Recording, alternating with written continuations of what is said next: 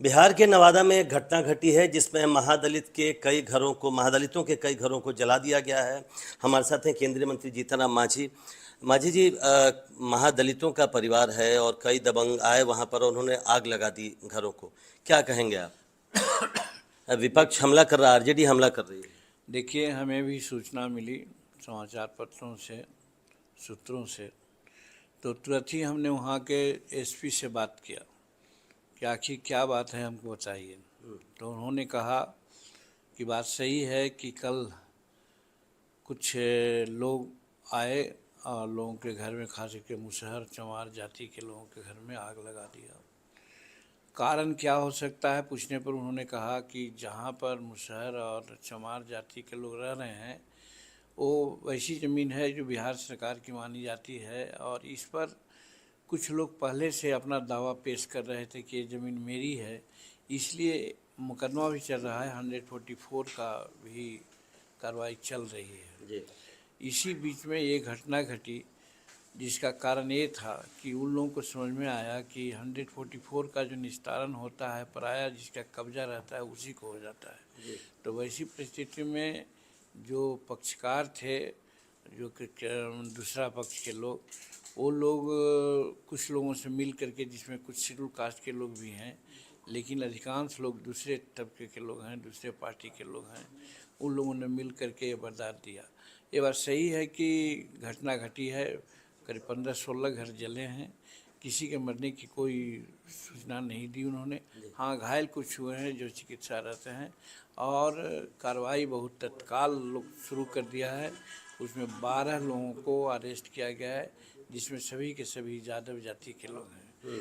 तो इससे हमारी उस भावना को, सेंटिमेंट को पुष्टि होती है कि बिहार में आए दिन शेड्यूल कास्ट के ज़मीन को हड़पने का एक अभियान चलाया जा रहा है विरोधी दल के लोगों के द्वारा।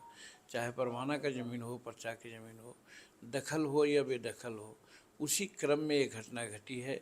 हमने निर्देश दिया है कि जो भी और लोग हैं उनको जल्द से जल्द अरेस्ट कीजिए, और SC/ST एक्ट के तहत जो मुआवजा होता है शीघ्र दीजिए, और उन लोगों को इंदिरा आवास बनाने के लिए मैंने प्राइम मिनिस्टर आवास योजना के तहत हो भी उसको, और कल्प्रिट को जितना सजा हो सकती है वो सजा दिलाने का काम। सभी यादव जाति के हैं आप कह रहे हैं, लेकिन यहाँ तो अब आरजेडी ही आरोप लगा रही है सरकार पर और कह रही है कि जंगल राज की जो बात करते थे यही तो जंगल राज है।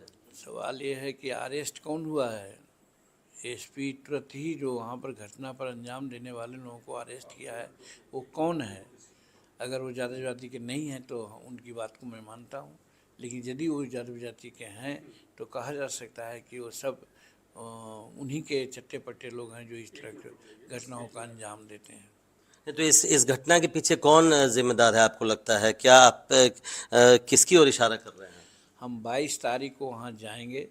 अभी घटना के बारे में मालूम हुई है, घटना से उत्पन्न स्थिति से क्या निपटा जा सकता है उसके लिए हिदायत दिया है, और हम 22 तारीख को जाएंगे तो सारी बात की हम चर्चा करेंगे। एक आखिरी सवाल, आरजेडी ने अभी एक बयान दिया है कि दलितों और महादलित के बीच में लड़ाई लगवाने का काम नीतीश कुमार कर रहे हैं, आप लोग कर रहे हैं, जो मतलब वहाँ पे जो सरकार में है।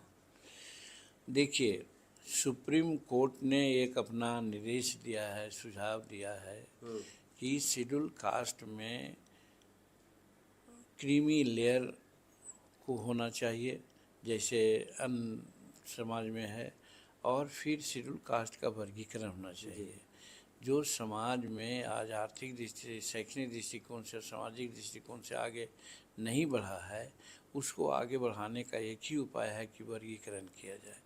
तो हमारे केंद्रीय मंत्रिमंडल ने इस बात को चर्चा हुई, चर्चा के उपरांत ये तय हुआ कि शेड्यूल कास्ट का क्रीमी लेयर हम लोग तो नहीं अभी मानते हैं, लेकिन जहाँ तक वर्गीकरण का सवाल है उस पर विचार किया जाएगा। प्रधानमंत्री के सामने भी प्रश्न को हमने रखा, प्रधानमंत्री ने साइलेंस होकर के मामला को एक तरह से स्वीकार किया है, और ऐसा लगता है कि शेड्यूल कास्ट में बिहार में खास करके 18 जातियाँ हैं जो जिस शैक्षणिक दृष्टिकोण से सबसे कमज़ोर हैं, उनको निश्चित रूप में अलग करके उनके लिए विशेष किया जाएगा।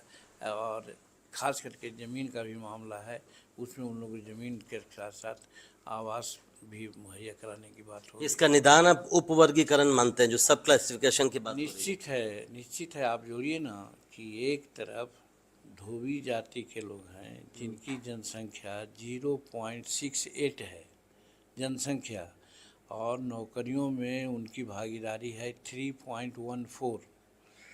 दूसरी ओर मुसहर जाति जिसको कहते हैं उनकी जनसंख्या है 3.48, लेकिन नौकरियों में उनकी जो भागीदारी है 0.26।